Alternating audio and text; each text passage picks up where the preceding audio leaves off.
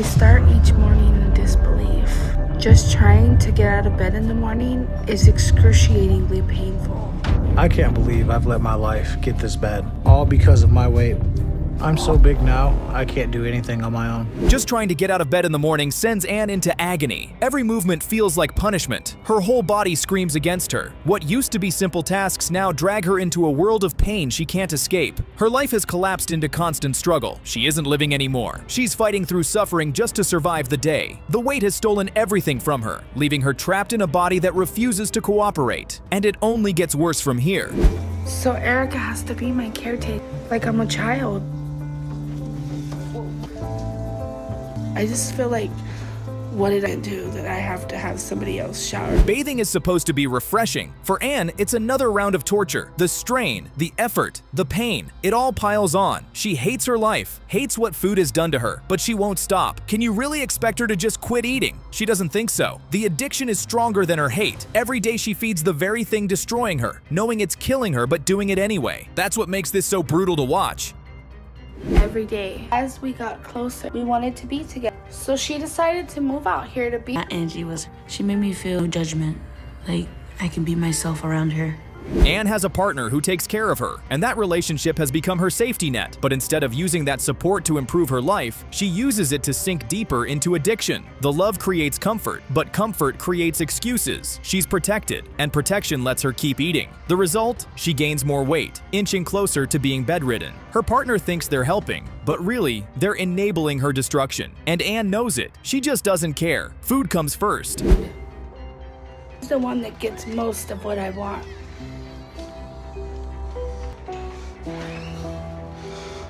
Hi.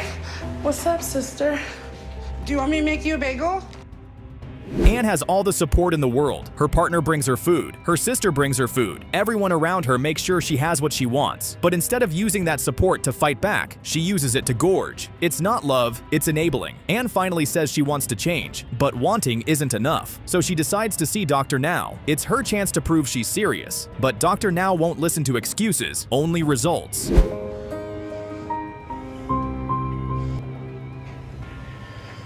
You step on? You okay? I can't believe it. I'm disgusted with myself. When she steps on the scale, the number is crushing, 671 pounds. That's a mountain of flesh. The shock isn't that she weighs that much. The shock is that she can even walk at all. At that size, most people are already bedbound. But Anne is still on her feet, barely. It's a fragile kind of mobility, and it won't last long. The scale proves the truth. She is on borrowed time, and without drastic change, her body will collapse soon. One of the highest BMI I've seen, so this is very dangerous BMI to have. And with a BMI this high, once the patient become immobile to that, so how is your? It's not good. Not right now, it's not good. Dr. Now doesn't sugarcoat it. With her BMI this high and her mobility fading, she has less than a year to live if nothing changes. That's the reality. But Anne doesn't come empty-handed. She comes with excuses. Excuses for why she eats. Excuses for why she can't stop. Excuses for why the numbers are what they are. She talks, but Dr. Now doesn't buy it. Excuses don't erase math, and the math says she's dying. Will she finally face it? Sounds like you're saying that walking to a salad harder than walking to a pizza. Does that make sense to you? Probably not. So, the wrong answer. So let's try. Dr. Now knows what's going on. Someone or several people are feeding her addiction, enabling her destruction. So, he sets the challenge. She has 2 months to lose 50 to 60 pounds. Simple, direct, non-negotiable. Do it, and she qualifies for surgery. Fail, and she's done. The problem? Anne doesn't take it seriously. She even misses weeks of appointments, showing where her priorities still lie. Talk about wanting surgery is easy. Putting in the work is the part Anne keeps avoiding. So that means I have to be below 539 today.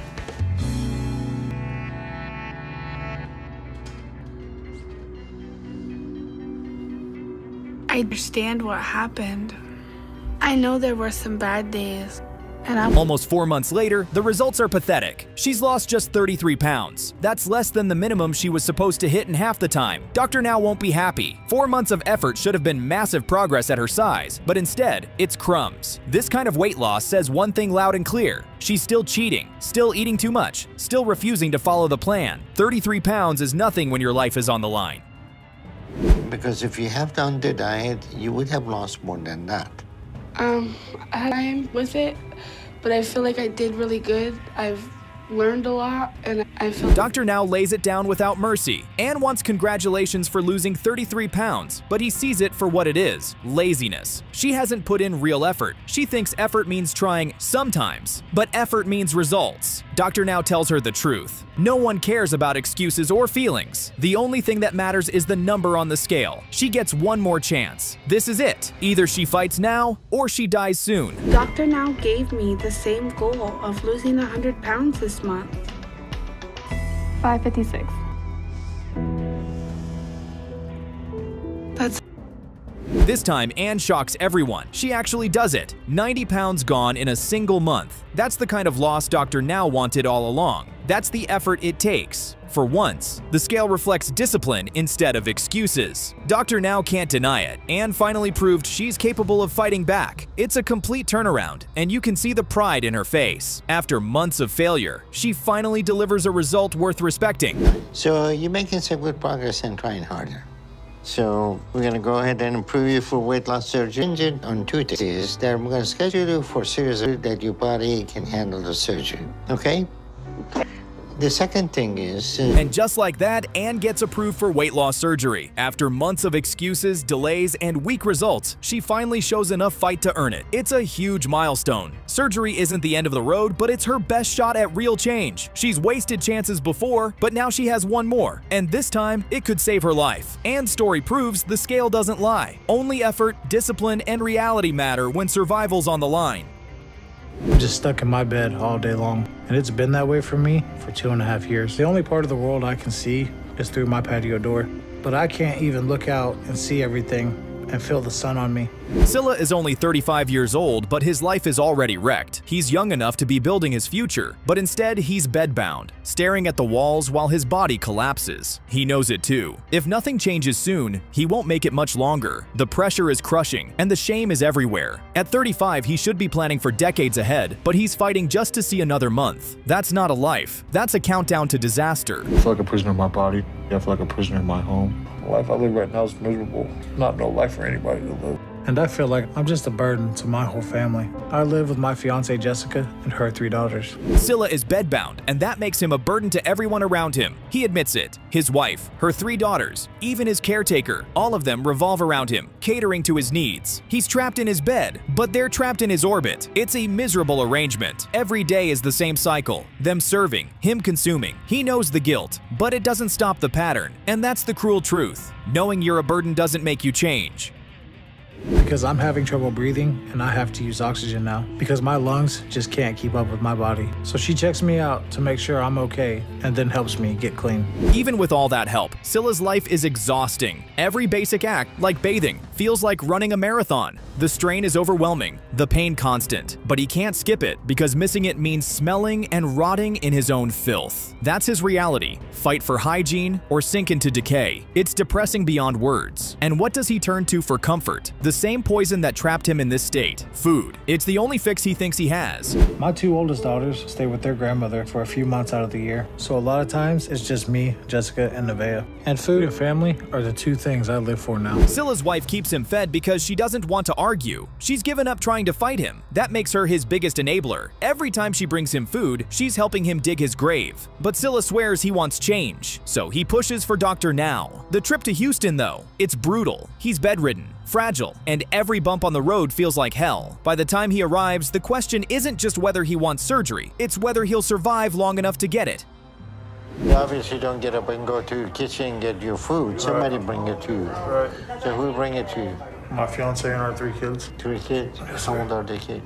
11, 9, and 7. Dr. Now doesn't mince words. He tells Silla the truth. Stop pretending. This is entirely his fault. He ate his way into this mess, and only he can eat his way out of it. There's no magic solution, no easy way out. The bluntness stings, but it's necessary. Dr. Now has seen patients like him make excuses until they're in the ground. He refuses to let Scylla play that game. If Scylla wants to live, he has to own the truth and act now. Able to start making all these changes immediately with him, he's gonna die soon. I know Dr. Now's right, and I should have gotten my weight under control before I ever let it get this bad. Dr. Now admits him straight into the hospital. No debates, no delays. He strips away the excuses and puts Scylla on a strict diet. The adjustment is brutal. Less food, fewer comforts, no cheating. But Scylla pushes through. After a few days, Dr. Now returns for a weigh-in. It's the moment of truth. No words, no promises, just numbers. The scale will show if he's serious. For once, Scylla doesn't hide. He steps up, ready to face reality head-on. Kilograms. So right now we are hovering on 330 kilograms, which is 729 pounds of weight. So that is very high weight. And being bedridden on top of that make your condition very serious. 729 pounds. That's what the scale says. Insane. Nearly 3/4 of a ton on a single human body. The number is shocking, but instead of giving up, Dr. Now decides to push. He tells Scylla he has to stay in the hospital for months to shed serious weight. It won't be easy, but it's the only way forward. Scylla agrees. He doesn't have a choice. He's already in too deep. This is his chance to fight back, if he has the willpower to survive the grind. I feel like things are going really well, you know? I can tell I'm losing weight just because it's easier for me to move around. It's easier for me to do simple things. When I got to Houston, all I could think about was not dying.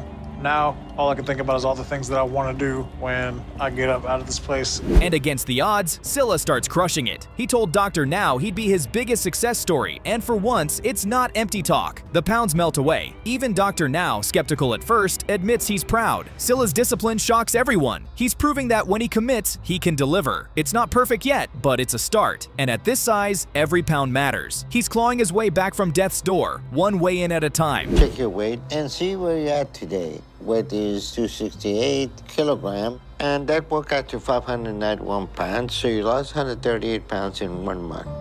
So that's excellent. You're doing great. 138 pounds gone in 1 month. That's massive. That's the kind of result Dr. Now demands, but rarely gets. Even he doubted Scylla could do it, but now his doubts are gone. Scylla worked, and the results prove it. It's a dramatic turnaround. With this kind of loss, Dr. Now transfers him to a rehab facility. The next test, learning how to walk again. This is where most patients crack. Will Scylla hold on to the progress, or will he collapse under pressure? Daddy! Come here! That's how tall you are? That's how tall I am.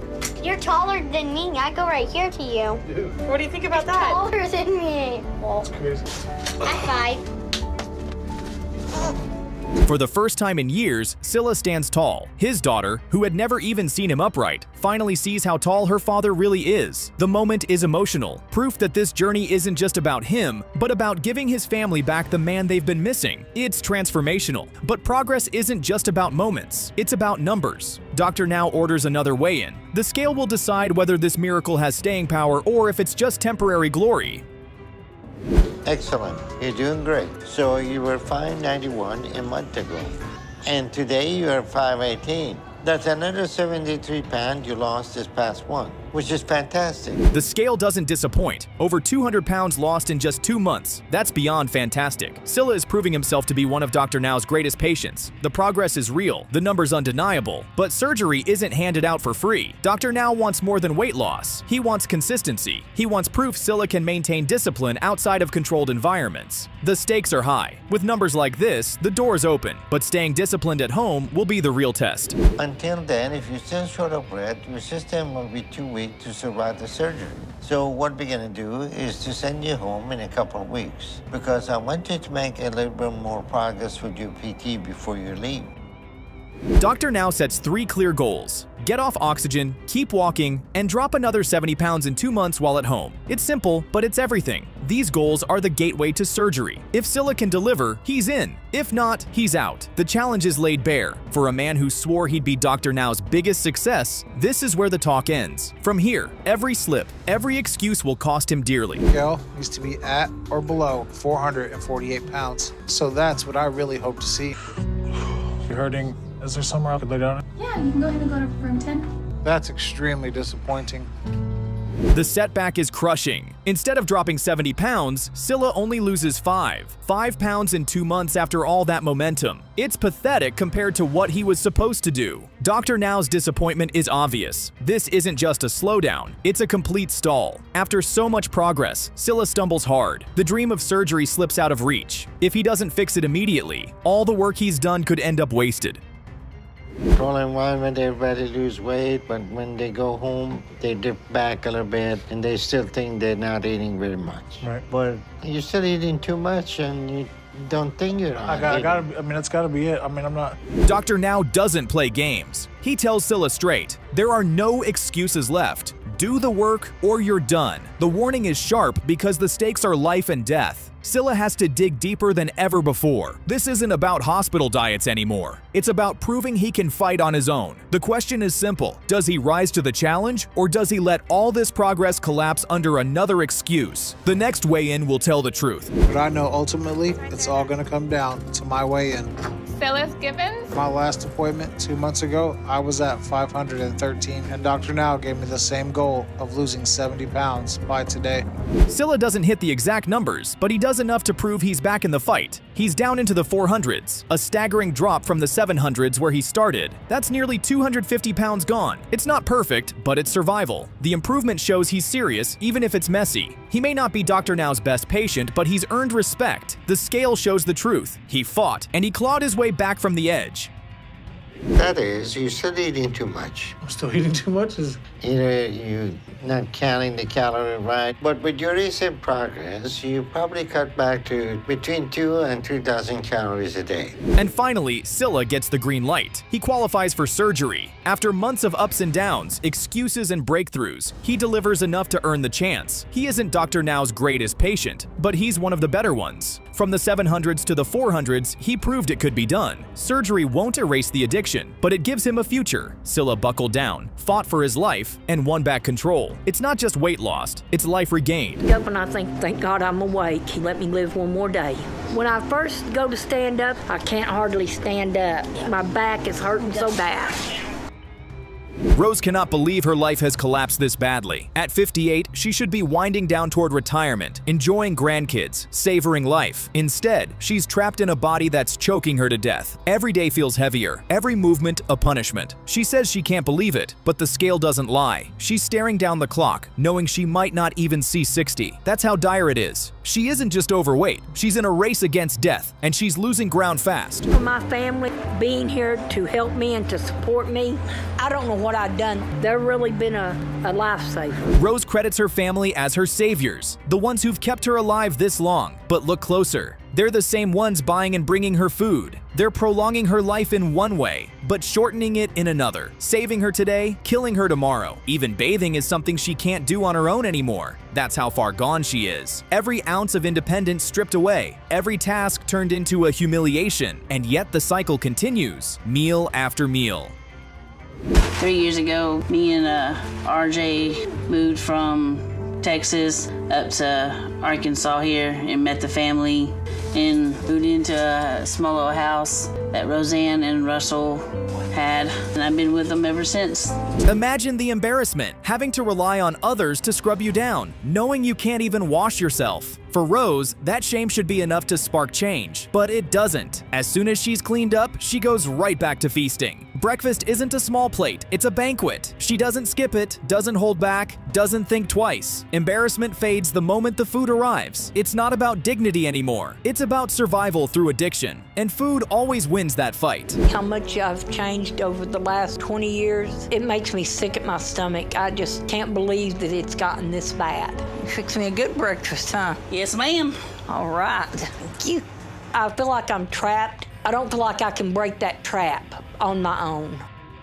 The amount she eats is staggering. Piles of greasy, fatty food, enough to feed a family, devoured by one person. Rose ties it back to her past, says her rough childhood is the root of her food addiction. And maybe it is. But childhood doesn't justify destroying your body decades later. That excuse won't save her life. Now she says she wants change. And for once, she takes a step toward it. She decides to see Dr. Now. The question is whether she means it. Because I need Dr. Now to help me. I've got to get the weight off. I can't do it on my own. I've got to get help. If I don't get help now, I'm gonna die.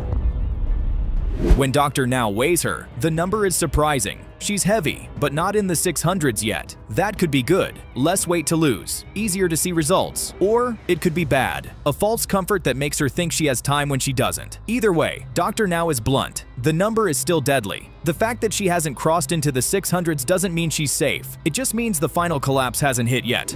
I'm here at Dr. Now's clinic for the very first time. I haven't weighed myself in about 20 years, and I've been avoiding it for a reason.